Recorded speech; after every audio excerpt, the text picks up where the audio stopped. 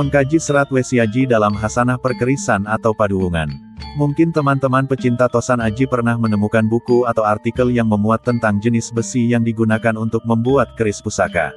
Seperti dalam buku serat wesiaji yang diterbitkan The Bliksem, di Solo, pada tahun 1982, juga dipetik dari berbagai sumber. Yang membagi jenis besi aji untuk bahan baku membuat keris pusaka sebagai berikut. 1. Besi karangkijang, adalah besi yang urat-uratannya, seperti air lautan. Inilah pendetanya besi, warna hitam kebiru-biruan, jika disentil berbunyi ambreng-ngengeng, seperti lebah terbang. Tuah besi ini dingin dan untuk hal ampuh atau pegangan kaum Brahmana atau Kiai. 2. Besi pulosani, adalah besi yang urat-uratnya seperti batu asih, warnanya hijau keperakan, bahasa Jawanya nyamberlilen, jika disentil bunyinya, gur, tuahnya tulus, membawa rejeki dan derajat, baik digunakan sebagai bahan pusaka. 3. Besi mengangkang, adalah besi yang urat-uratnya polos, warna hitam keunguan, jenis besi ini ada dua macam, mengakang laki-laki, jika disentil bunyinya, druung, gemanya panjang. Tuahnya baik sekali, yakni menambah wibawa. Mengakang perempuan, jika disentil bunyinya, ambre, ngengeng, seperti suara lebah terbang. Tuahnya disayang orang sekelilingnya dan membawa rejeki. 4. Besi walulin, adalah besi yang urat-uratnya seperti pasir malela, ada kristal yang mengkilat yang membanyang di permukaannya, warnanya kebiruan, bila disentil bunyinya, gung. Bergetar, penampilannya akas, terkesan kering. Tuahnya yakni dihormati orang banyak, baik untuk berternak. 5. Besi katup, adalah besi yang urat-uratnya seperti rambut, warnanya hitam kehijauan, mengkilat, kalau disentil bunyinya, kung, ambreng-ngengeng, seperti lebah terbang. Tuahnya yakni untuk keselamatan dan baik untuk pedagang. 6. Besi Kamboja, adalah besi yang warnanya keputihan, urat-uratnya seperti gadung gemerlapan, jika disentil bunyinya, tong mong, nging panjang. Inilah putrinya besi, pemiliknya pantangan tidak boleh berzina. Tuahnya yakni dihormati orang banyak.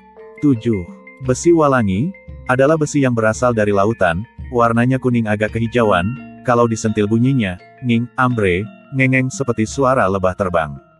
Tuahnya untuk keselamatan dan mudah mencari rejeki, tetapi tidak boleh membungakan uang.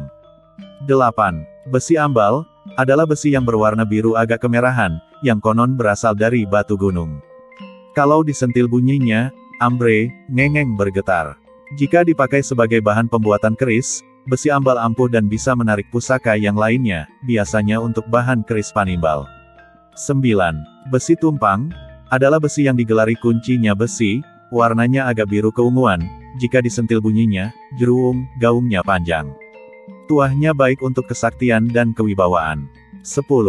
Besi Windudadi, adalah besi berasal dari tenggorokan Sang Hyang Mundik Brata, atau yang terdapat di gua-gua di pegunungan, warnanya biru bagaikan kaca, kalau disentil bunyinya, dung. Tuahnya untuk kekuatan dan keteguhan, tidak tenggelam di air. 11. Besi Werani, adalah besi yang berasal dari gunung serandil sekitarnya, warna hitam keunguan, bagaikan bunga teleng, kalau disentil bunyinya, abre, ngengeng, bagai suara lebah terbang, tuahnya sangat ampuh kalau pemiliknya tergolong kuat, pangkat dan derajatnya cepat meningkat, kalau tidak kuat malah menyebabkan melarat. 12. Besi Tarate, adalah besi yang warnanya hitam seolah berlumut, konon katanya berasal dari batu asih, kalau disentil bunyinya, ambre, ngengeng bagai suara lebah terbang, berkahnya jauh dari fitnah dan mudah didekati wanita. 13. Besi Malelaruyung, adalah konon asalnya dari batu cendani, warnanya putih agak kebiruan, berserat seperti rambut.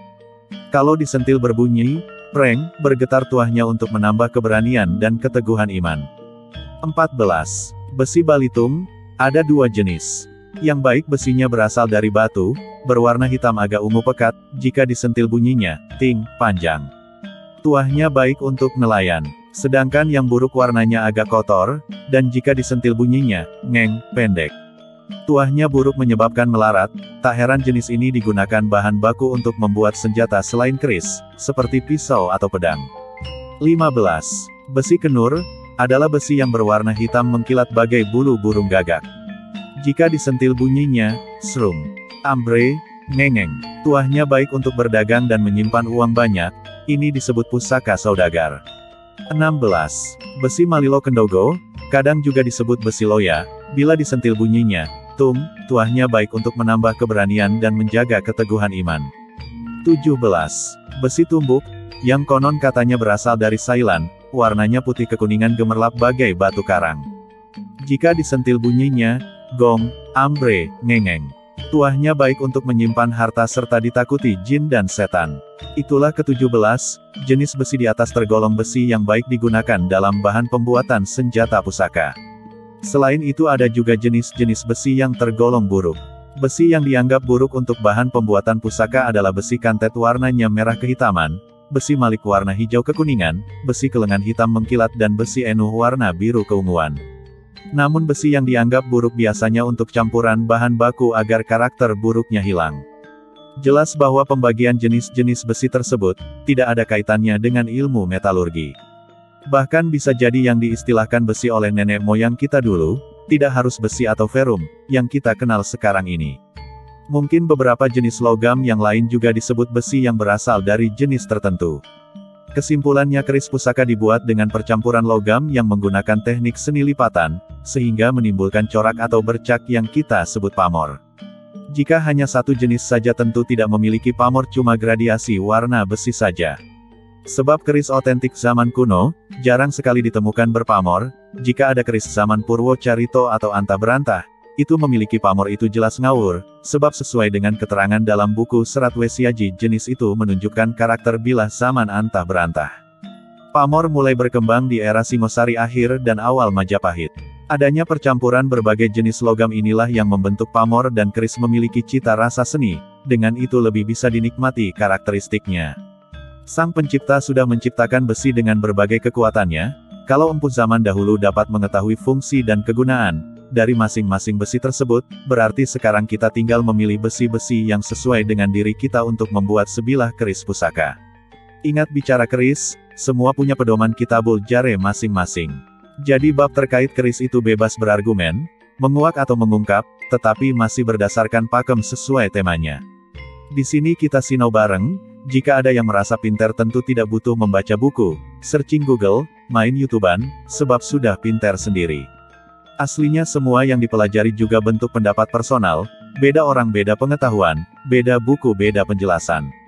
Ini faktanya, budaya cerdas berpikiran universal, itu membuat kita punya banyak pengetahuan terlebih bab perkerisan. Mengenai bahan baku saat ini, banyak kreasi di luar pakem terdahulu, jika dinilai secara materi menentukan material, bahan bagus garap bagus harga juga bagus. Jadi penilaian sudah jauh berbeda cara pandangnya. Ini fakta realita. Kecuali pencinta keris sepuh beda perkara, bab ini lebih neritik memilah-milah dari A sampai Z, sebab hal ini, kelas wahid tingkat kolektor. Jika tingkat kolekdol berprinsip ono rego ono rupo, tingkat pecinta saja yang sudah jadi rahasia umum, harga murah barang bagus itu yang dicari. Itulah syahdunya perkerisan. Oh ya, bosku, yang belum subscribe silakan bosku klik tulisan subscribe-nya, jangan lupa like klik gambar jempolnya. Atas partisipasi dan perhatian bosku, saya doakan semoga bosku lancar rejeki dan mendapat keris sesuai idaman bosku. Bahan untuk membuat keris di zaman sekarang ini sangat melimpah. Bisa didapat dari bahan baru yang dibeli dari pabrik atau barang bekas, dari per, plat, knalpot, mur baut, dan lain sebagainya. Tentu di zaman sekarang menentukan material berkualitas jauh lebih mudah, sebab membeli bahan baku jenis logam besi apapun dengan mudah didapatkan.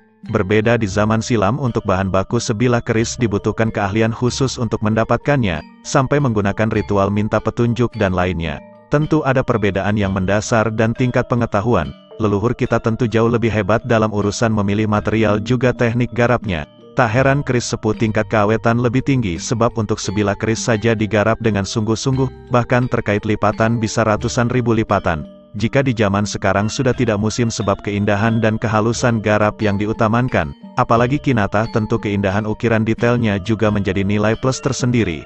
Jadi terkait bahan baku material bilah keris itu, aslinya disesuaikan rasa kita sendiri-sendiri, tetapi ada yang meyakini memilih jenis material besi keris, harus disesuaikan dengan data pribadi, baik tanggal bulan tahun lahir, neptu weton, hari kelahiran, dan jenis petung atau perhitungan mistis lainnya. Kesemuanya itu kembali pada kemantapan hati berdasarkan kaweruh kita. Untuk hal seperti ini dibutuhkan seseorang yang ngerti tentang perkerisan terlebih bab petung paduwungan, baik ahli bab eksoteri maupun esoterinya. Bersama Oma Keris Salatiga kita sinau bareng membahas terkait keris pusaka dari berbagai sudut pandang, memberikan informasi dan tukar kaweru agar mengenal kearifan lokal terkait budaya Tosan Aji warisan agung leluhur kita yang layak kita banggakan, jaga dan lestarikan keberadaannya. Salam budaya Tosan Aji dari Oma Keris Salatiga. Rahayu.